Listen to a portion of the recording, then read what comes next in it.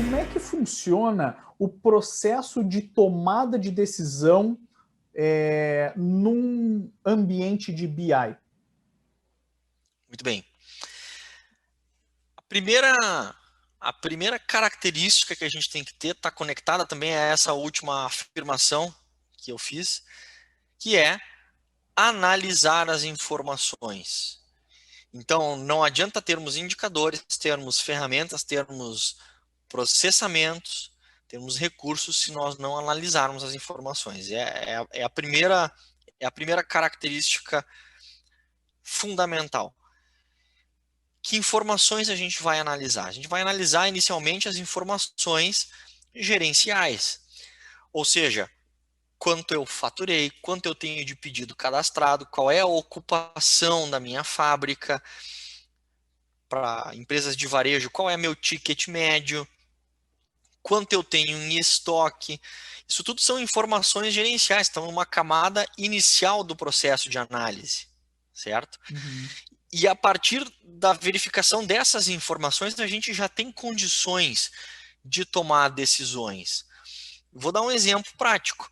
Se a gente tem estoque de caneta, Uhum. certo? Eu tenho 1.000 canetas em estoque e eu vendo na média 50 canetas por mês. Uhum. E eu estou fazendo uma compra com o meu distribuidor, meu fornecedor.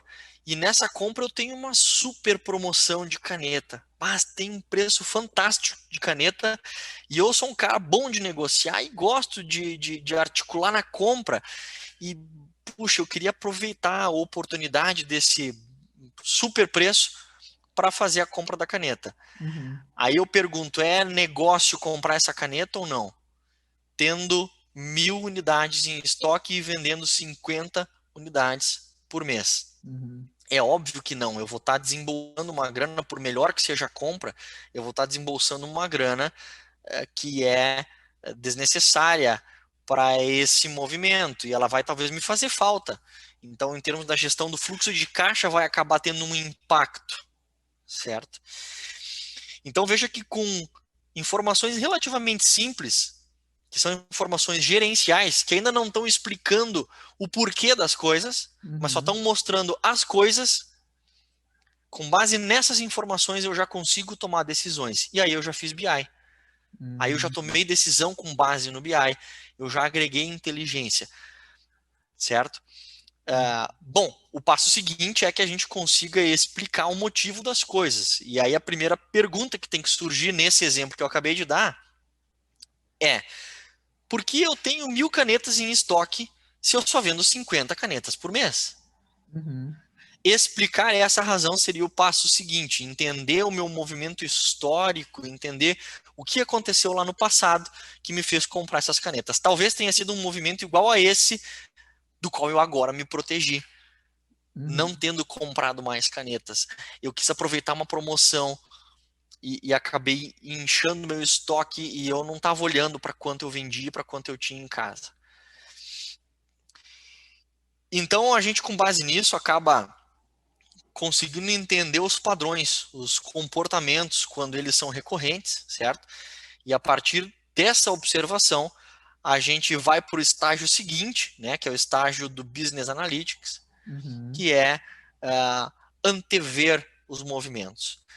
Então, assim, resumindo, nos três estágios, tanto analisando as informações gerenciais, como explicando a razão dessas ocorrências, como também antevendo movimentos futuros, Uhum.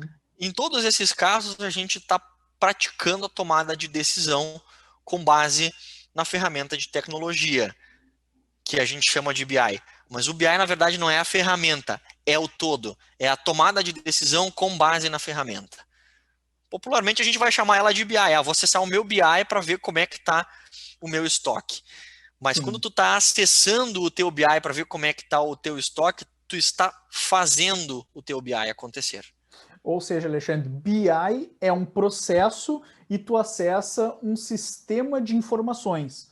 Tu acessa uma tecnologia, mas Perfeito. fazer BI é seguir um processo, né? Perfeito. Nesses três estágios que tu disse para nós.